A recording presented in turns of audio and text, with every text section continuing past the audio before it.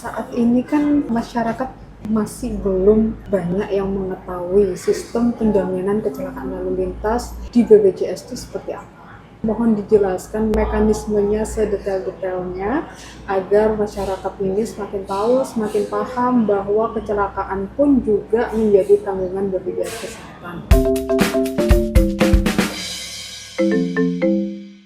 Bu, saya ada pertanyaan. Kriteria kecelakaan lalu lintas yang dijamin oleh BPJS Kesehatan seperti apa, Bu? Untuk kriteria kecelakaan lalu lintas ya. Jadi tentunya kecelakaan lalu lintas ini dapat dijamin oleh BPJS Kesehatan.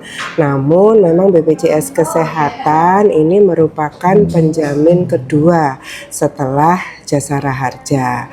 Jadi tetap penjamin pertamanya adalah Jasara Harja. Kemudian BPJS Kesehatan ini sebagai penjamin kedua setelah plafon dari Jasara Harjanya ini habis, atau juga apabila kemudian merupakan kecelakaan yang tidak dijamin oleh Jasara Harja. Karena itu BPJS Kesehatan ini menjadi penjamin kedua.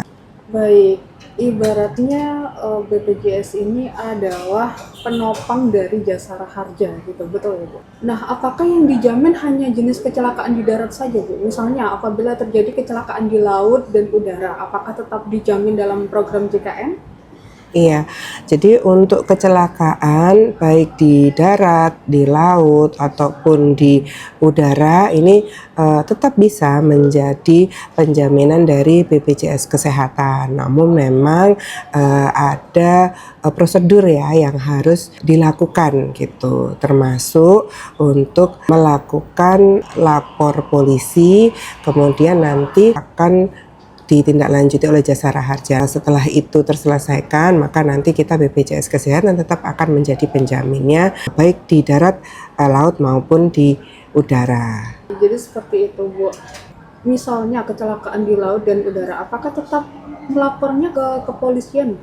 Jadi untuk pelaporan tetap ke kepolisian ya, tapi mungkin memang ada satgasnya tertentu ya. Kalau di laut mungkin ada yang berperan di situ ya, tapi tetap melalui lapor kepolisian. Baik, bagaimana cara penentuan penjaminan bagi korban kecelakaan, Bu? Apakah penjaminan tersebut ditanggung oleh Jasara Harja, BPJS TK, atau BPJS Kesehatan? Nah, untuk penentuan penjaminan ya bagi korban kecelakaan tentunya tidak lepas dari peran garda terdepan ya, yaitu fasilitas kesehatan. Nah, fasilitas kesehatan ini baik fasilitas kesehatan tingkat pratama ataupun fasilitas kesehatan tingkat lanjutan seperti rumah sakit gitu ya.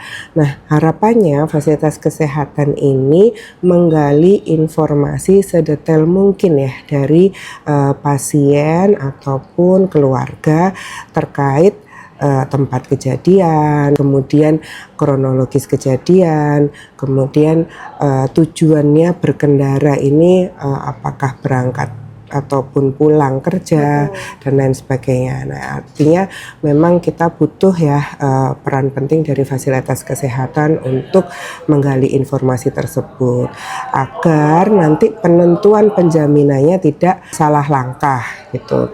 Nah, untuk kecelakaan baik tunggal, baik ganda, nah ini memang harus melalui lapor polisi ya. Yang kemudian nanti Jasara Harja akan menentukan status penjaminannya. Nah, untuk kecelakaan yang berkaitan dengan berangkat ataupun pulang kerja, nah, tentunya kita harus melihat segmen kepesertaannya gitu ya. Kalau memang dari peserta penerima upah badan usaha, nah tentunya penjamin keduanya ini adalah BPJS Ketenagakerjaan. Nah, kalau untuk peserta penerima upah ASN ya atau pegawai negeri, nah ini dilakukan oleh Taspen. Nah, kemudian kalau untuk kecelakaan berangkat ataupun pulang kerja dari peserta yang dari TNI, dari Polri, nah ini tentunya dilakukan penjaminannya oleh Asabri. Sedangkan BPJS Kesehatan ini penjamin kedua tentunya di luar kecelakaan kerja. Baik, jadi BPJS Kesehatan ini penjamin di luar dari kepentingan pekerjaan, kecelakaan Iya, pekerjaan. betul sekali. Adakah plafon atau maksimum pembiayaan tindakan medis yang diberikan oleh BPJS Kesehatan bagi korban yang mengalami kecelakaan tunggal, Bu? Sistem pembiayaan BPJS Kesehatan untuk utamanya biasanya kalau untuk kecelakaan ini kan dirawatnya di fasilitas kesehatan tingkat lanjut ya. Nah, untuk sistem pembiayaannya tentunya sesuai dengan paket inasi bijis. Nah, nanti termasuk itu entah itu kecelakaan tunggal ataupun ganda, tetap acuan pembiayaannya adalah sesuai dengan paket inasi bijis. Nah, ini apabila memang sudah melebihi plafon maksimum dari jasara harja. Bagaimana jika kasusnya kecelakaan ganda, sedangkan biaya tindakan medis yang dibutuhkan melebihi plafon yang diberikan oleh jasara harja? Ya, artinya plafonnya sudah habis ya, Betul, yang dari betul. jasara harja ya. Betul. Artinya nanti ini akan menjadi tanggung jawab penjamin kedua. Nah, untuk kecelakaan yang tidak berhubungan dengan kecelakaan kerja, tentunya BPJS yang akan menjadi penjamin keduanya. Gitu. Jadi ibaratnya gini Bu, misalkan saya punya kasus, ini amit-amit DWA, saya kecelakaan, pembiayaan rumah sakit saya kena 50 juta. Ya. Sedangkan plafon dari jasara harja maksimal 20 juta. Nah, sisanya apakah bisa ditagihkan ke BPJS Kesehatan? Iya, sisanya bisa ditagihkan ke BPJS Kesehatan. Nah, ini pasti fasilitas kesehatan sudah paham. Nanti sisanya dijaminkan ke BPJS Kesehatan dengan maksimum biaya inasi bijisnya, seperti itu. Apakah penjaminan kecelakaan dapat diberikan kepada korban dari semua jenis segmen kepesertaan JKN, Bu? Ya, tentunya manfaat JKN ini dapat digunakan ya bagi semua jenis segmen kepesertaan. Jadi kita memang ibaratnya tidak ada diskriminasi ya antar masing-masing segmen kepesertaan. Jadi bisa digunakan untuk semua segmen. Termasuk PBI pun juga ditanggung ya? Iya, termasuk PBI ataupun juga mandiri ya. Kelas 1, kelas 2, kelas 3 memiliki hak yang sama. Betul. Nah, bagaimana penjaminan bagi korban apabila kecelakaan terjadi di luar jam kerja? Jadi untuk kecelakaan di luar jam kerja, artinya kecelakaan tersebut bukan kecelakaan kerja ya. Betul. Karena memang sudah di luar jam kerja. Nah, artinya bisa menjadi penjaminan BPJS Kesehatan sebagai penjamin kedua. Namun tetap prosedurnya harus dilaksanakan melalui laporan polisi dan jasara harja nanti ya sebagai penjamin pertama. Untuk prosedur laporan kepolisian sendiri Bu, ketika terjadi kecelakaan bagaimana?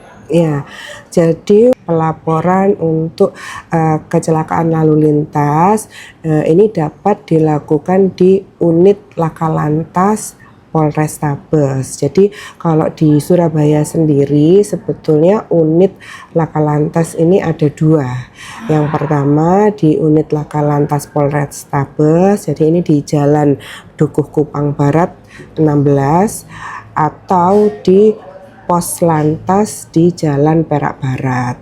Nah, jadi untuk lapor polisi bisa dilakukan di dua tempat tersebut di Surabaya ya tentunya. Dengan membawa bukti dan juga saksi. Jadi kepolisian untuk melakukan pelaporan tersebut dan olah TKP ini memerlukan alat bukti dan juga saksi. Berarti korban kecelakaan tidak dapat melaporkan ke kantor kepolisian terdekat dengan TKP? Tidak bisa ya Bu?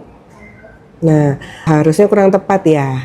Nah, tetap nanti melapornya adalah di dua tempat tersebut. Oh, begitu. Gitu. Oke. Tindakan apa yang seharusnya dilakukan oleh kepolisian jika korban telah melapor? Untuk tindakan yang dilakukan kepolisian ya, yang kita ketahui tentunya kan memang ini bukan ranahnya BPJS Kesehatan ya, tapi untuk yang informasi yang kita ketahui kemudian kepolisian ini melakukan olah TKP dan menerbitkan laporan kepolisian yang nantinya laporan kepolisian ini akan terintegrasi dengan sistem pada jasara harja. Nah, untuk menentukan nanti jasara harja ini apakah korban tersebut, termasuk yang dijamin ataupun tidak dijamin. Apabila kasusnya dalam kecelakaan lalin tersebut murni kesalahan korban yang lalai dalam berkendara sehingga mengakibatkan cedera dan diperlukan tindakan operasi, apakah tetap dijamin oleh BPJS Kesehatan, Bu? Ya, jadi ini tentunya prosesnya kan nanti sesuai dengan laporan kepolisian ya yang akan terbit, kemudian nanti Jasara Harja akan menentukan apakah dijamin atau tidak oleh Jasara Harja. Nah, untuk BPJS Kesehatan sendiri tentunya dijamin sesuai dengan ketentuan ya, apabila sudah melalui pelaporan tersebut, kemudian Jasara Harja sudah menentukan, nah kita menjamin sebagai penjamin keduanya. Meskipun dalam keadaan tersebut saya yang salah, misalkan saya waktu berkendara itu habis mabuk-mabukan atau mengantuk gitu, tetap dijamin ya Bu ya? Ya, jadi kalau mabuk dan mengantuk ini dua hal yang berbeda ya. Kalau mabuk memang di luar penjaminan JKN, akibat alkohol ini di luar penjaminan JKN. Tapi kalau untuk kelalaian, misalkan dia jatuh sendiri atau mungkin mengantuk ya, itu nanti sesuai dengan hasil laporannya. Seperti itu. Kalau memang tidak dijamin oleh Jasara Harja, kemudian bukan termasuk kecelakaan kerja, nah nanti kita sebagai penjamin kedua. Apabila korban kecelakaan segera membutuhkan tindakan medis namun belum ada laporan kepolisian, apakah tetap ditangani oleh fasilitas kesehatan, Bu? Iya. Jadi kondisinya belum lapor ya, belum Betul, lapor polisi.